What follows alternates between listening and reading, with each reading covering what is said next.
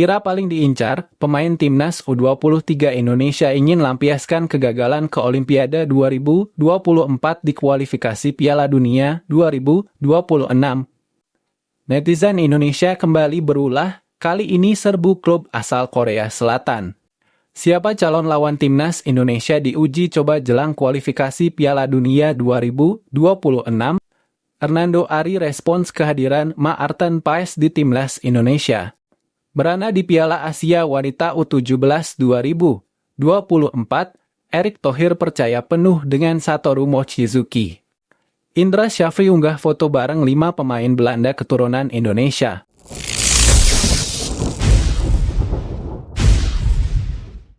Ira paling diincar, pemain timnas U23 Indonesia ingin lampiaskan kegagalan ke Olimpiade 2024 di kualifikasi Piala Dunia 2026. Berdasarkan jadwal, timnas Indonesia akan menjamu timnas Indonesia menjamu Irak 6 Juni 2024 dan Filipina 11 Juni 2024 di Stadion Utama Gelora Bung Karno SUGDK, Senayan, Jakarta Selatan. Timnas Indonesia yang menempati urutan kedua klasemen grup F putaran kedua kualifikasi Piala Dunia 2026 zona Asia tercatat mengoleksi 7 poin. Kembali berjumpa Irak, Hernando Ari berhasrat balas dendam. Di 3 pertemuan terakhir melawan Irak, pasukan merah putih tercatat menelan kekalahan beruntun.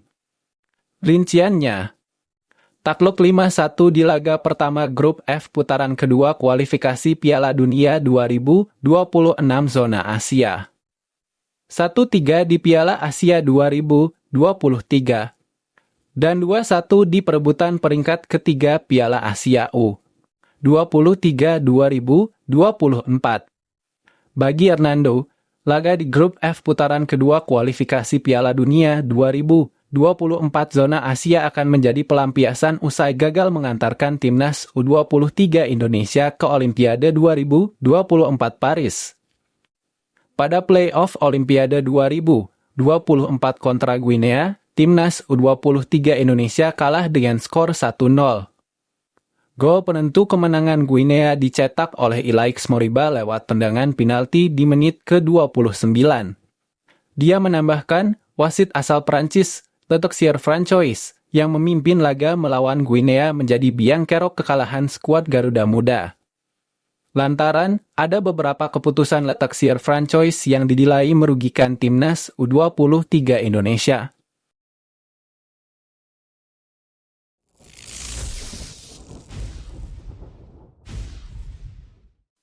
Netizen Indonesia kembali berulah, kali ini serbu klub asal Korea Selatan. Sebagai informasi, Suwon FC memiliki jadwal melakoni laga pekan ke-12 Gavin League 1 2024 pada hari ini, Minggu 12 April 2024. Lawan yang dihadapi yakni Jeonbuk Hyundai. Tepat sebelum laga, Suwon FC memposting daftar line-up di akun resmi Instagramnya. Namun, postingan tersebut lalu mendapatkan banyak komentar dari netizen Indonesia. Tak sedikit yang mempertanyakan keputusan Suwon FC yang tak membawa Pratama Arhan. Pratama Arhan sendiri sejauh ini belum pernah mendapatkan kesempatan bermain di K-League 1 2024. Padahal sang pemain selalu menjadi pilihan utama di timnas Indonesia. Kurang apa Arhan, fisik udah teruji, hampir seluruh match timnas kelompok umur dan senior selalu main, tulis @mufadoli11. Arhan mana Arhan, tulis @goizze_Jafir Ibrahim 88. Unfollow lah gak pernah dimainin Arhannya, tulis @pians2075. Hal ini tentu cukup disayangkan. Pasalnya, keputusan terkait pemilihan pemain tentu berada di tangan pelatih Suwon FC. Di sisi lain, Pratama Arhan juga harus terus bekerja keras untuk bisa menembus skuad utama. Sementara itu, sebelumnya aksi kurang terpuji juga sempat ditunjukkan netizen Indonesia ke akun Instagram Federasi Sepak Bola Guinea. Hal tersebut merupakan buntut dari kekalahan timnas U23 Indonesia saat melawan Guinea dengan skor 0-1 pada tanggal 9 Mei lalu. Hasil ini sekaligus membuat tim asuhan Shin Tae-yong gagal melaju ke Olimpiade 2024. Setelah pertandingan, beberapa oknum netizen Indonesia memberikan komentar bernada rasis. Kejadian tersebut sempat membuat PSSI meminta maaf secara resmi.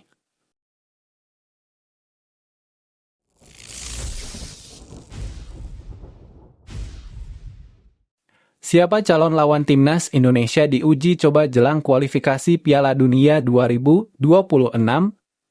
Timnas Indonesia direncanakan lakukan uji coba jelang hadapi Irak dan Filipina dalam lanjutan grup F putaran kedua kualifikasi Piala Dunia 2026 zona Asia. Hal itu dibeberkan langsung oleh Ketua Badan Tim Nasional BTN, Sumarji. Untuk diketahui, Timnas Indonesia akan kembali melanjutkan perjuangannya dengan melakoni 2 laga sisa grup F putaran kedua kualifikasi Piala Dunia 2026 zona Asia. Skuad Garuda dijadwalkan lebih dulu menghadapi Irak pada 6 Juni dan hadapi Filipina pada 11 Juni 2024 mendatang. Dijadwalkan, 2 pertandingan tersebut akan digelar di Stadion Utama Gelora Bung Karno Senayan, Jakarta. Tentunya ini menjadi modal bagus untuk menambah kepercayaan diri pemain untuk bisa mendulang hasil manis di 2 pertandingan tersebut.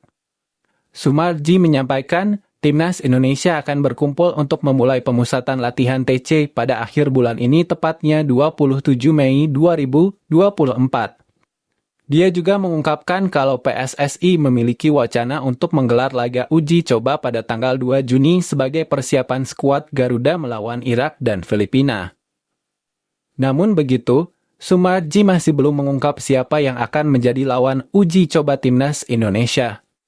Sebab, PSSI masih mencari negara mana yang sekiranya bisa didatangkan ke Indonesia. Sementara, sebelumnya santer kabar kalau Malaysia akan menjalani laga uji coba melawan timnas Indonesia. Bukan tidak mungkin kalau tim berjuluk Harimau Malaya itu yang nantinya akan menjadi lawan skuad Garuda. Apalagi mereka merupakan negara tetangga sehingga cukup mudah untuk melakukan perjalanan ke tanah air. Laga kontra Irak dan Filipina merupakan laga penting bagi timnas Indonesia untuk menentukan nasib melangkah ke putaran selanjutnya. Skuad Garuda punya peluang cukup besar karena hanya butuh 1 kemenangan untuk mengunci tiket ke putaran selanjutnya, sekaligus otomatis lolos ke Piala Asia 2027. Skuad Garuda saat ini duduk di posisi 2 grup F dengan koleksi 7 angka. Pasukan Shin Tae-yong unggul 4 angka atas Vietnam yang duduk di urutan 3. Dan terpaut 5 angka dari Irak yang sudah memastikan diri lolos ke putaran ketiga kualifikasi Piala Dunia 2026.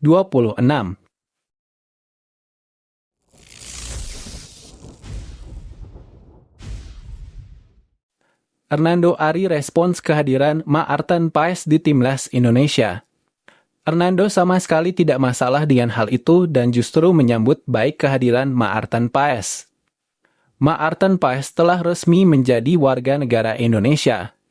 Kabarnya, pemain FC Dallas itu masih butuh 1 langkah lagi untuk bisa membela timnas Indonesia. Kehadiran Maarten Paes akan membuat peta persaingan penjaga gawang timnas Indonesia semakin ketat. Bagi Hernando, tentu kehadiran kiper berusia 25 tahun itu akan mengancam posisinya yang selama ini menjadi andalan Shin Tae-yong. Namun begitu, Hernando sama sekali tidak masalah untuk bersaing dengan Maarten Paes. Menurutnya, dia akan bisa mendapat ilmu tambahan dengan kehadiran pemain keturunan Belanda tersebut. Biasa saja, nanti sama-sama belajar, ujar Hernando. Hernando juga mengungkapkan betapa supelnya sosok Maarten Paes. Sebab, dia mengaku mendapat dukungan dari kiper FC Dallas itu kala dia terpilih sebagai pemain terbaik kala timnas Indonesia U23 kontra Korea Selatan U23 di perempat final Piala Asia U23 2024. Maarten Paes sangat-sangat suportif menurut saya, karena kemarin waktu saya ada dapat player of the match itu dia mengomentari di kolom komentar saya, tutur Hernando. Jadi saling supportlah satu sama lain, walaupun kita belum saling ketemu ya, jadi saya sangat senang dan menyambut kalau dia datang, ungkapnya. Sementara, belum diketahui pasti apakah Maarten Paes akan memperkuat timnas Indonesia di bulan Juni nanti. Sebagaimana diketahui, skuad Garuda akan kembali berjuang dalam lanjutan grup F putaran kedua kualifikasi Piala Dunia 2026 zona Asia. Timnas Indonesia akan melawan Irak pada 6 Juni dan Filipina pada 11 Juni mendatang di Stadion Utama Gelora Bung Karno SUGBK, Senayan, Jakarta. Dua laga ini merupakan laga penting bagi skuad Garuda untuk menentukan nasib melangkah ke putaran selanjutnya. Timnas Indonesia punya peluang cukup besar karena hanya butuh satu kemenangan untuk mengunci tiket ke putaran selanjutnya, sekaligus otomatis lolos ke Piala Asia 2027. Karena saat ini, skuad Garuda ada di posisi 2 grup F dengan koleksi 7 angka. Unggul 4 angka atas Vietnam yang ada di urutan 3. Dan terpaut 5 angka dari Irak yang sudah memastikan diri lolos ke putaran ketiga kualifikasi Piala Dunia 2026.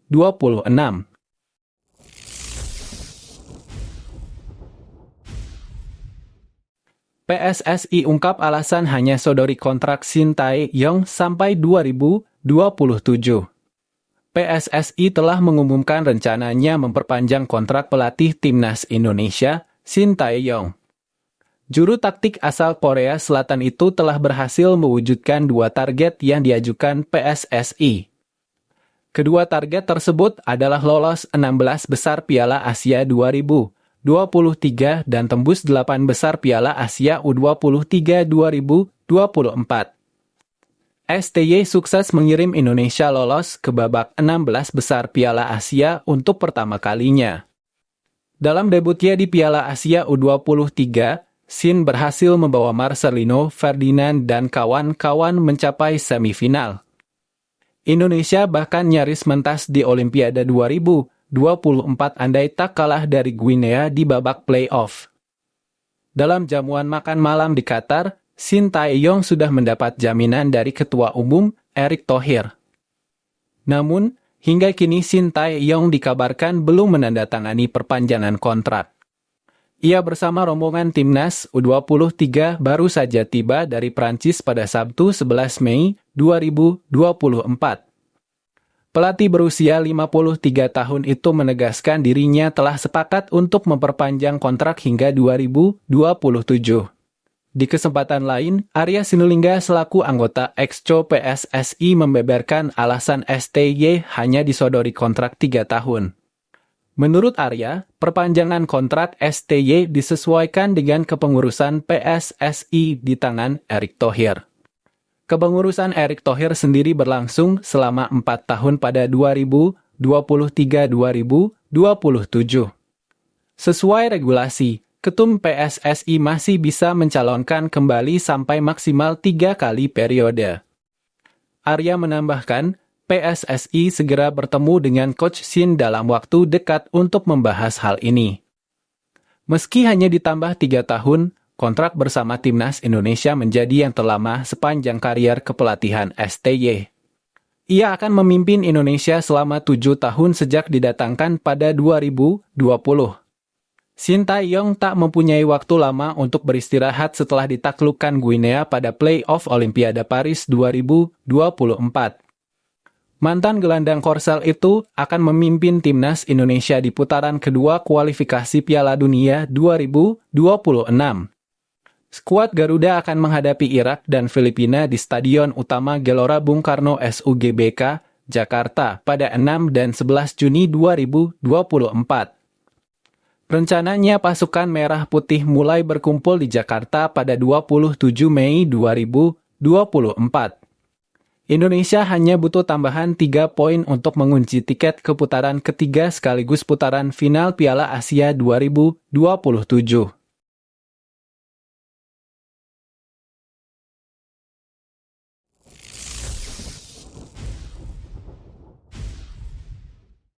Berana di Piala Asia Wanita U17 2024, Erick Thohir percaya penuh dengan Satoru Mochizuki.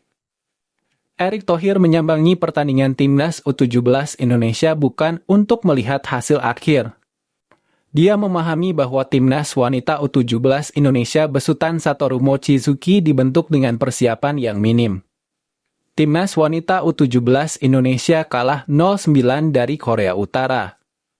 Karena hasil itu, Timnas wanita U17 Indonesia menutup grup A Piala Asia Wanita U17 Indonesia dengan menempati posisi juru kunci. Sebelumnya, Timnas wanita U17 Indonesia dikalahkan Filipina 1-6 dan Korea Selatan 0-12. Erick Thohir menambahkan bahwa PSSI percaya bahwa Satoru Mochizuki akan memoles Garuda Pertiwi untuk menjadi tim yang tangguh. Satoru Mochizuki yang ditunjuk pada Februari 2024 dikontrak PSSI selama 2 tahun. Pelatih asal Jepang itu bertugas menangani tim nasional wanita di semua kelompok umur. Saya yakin ini adalah awal dari kebangkitan sepak bola putri kita, tutur Erick Thohir. Erick menambahkan bahwa PSSI mempunyai komitmen yang kuat dalam membangun sepak bola wanita. Dalam lingkup sepak bola nasional, kita tidak boleh menganaktirikan sepak bola perempuan, kata mantan Presiden Inter Milan itu. Selama ini kita memang belum memiliki pelatihan jangka panjang. Kita akan bangun secara bertahap dimulai dari level nasional kemudian turun ke level provinsi dan lebih mikro lagi untuk menjaring bakat-bakat sepak bola putri Indonesia, tutupnya.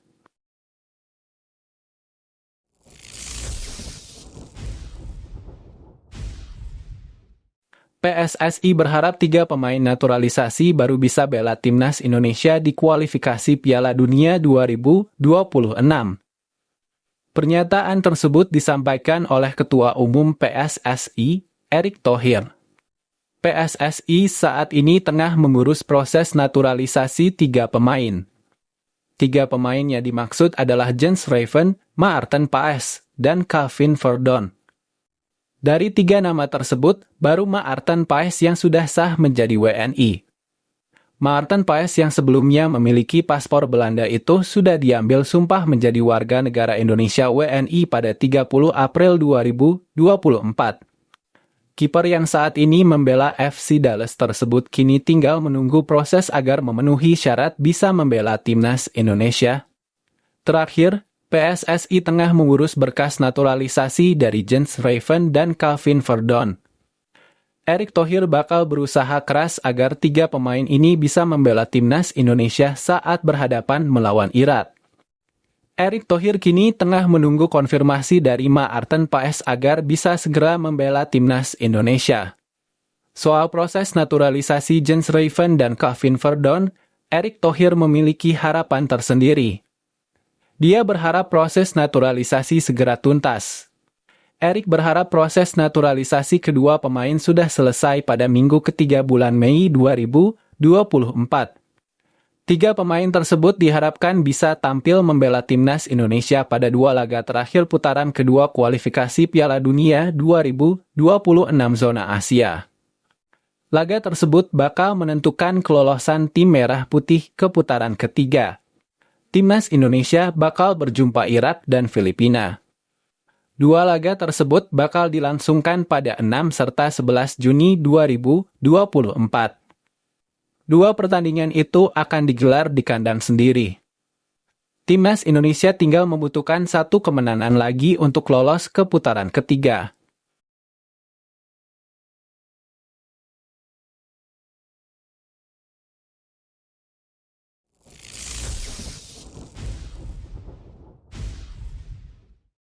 Indra Syafri unggah foto bareng 5 pemain Belanda keturunan Indonesia. Seperti yang diketahui, Indra Syafri tengah sibuk mencari banyak pemain untuk memperkuat Timnas U20 Indonesia. Timnas U20 Indonesia diproyeksikan lolos ke Piala Dunia U20 2025.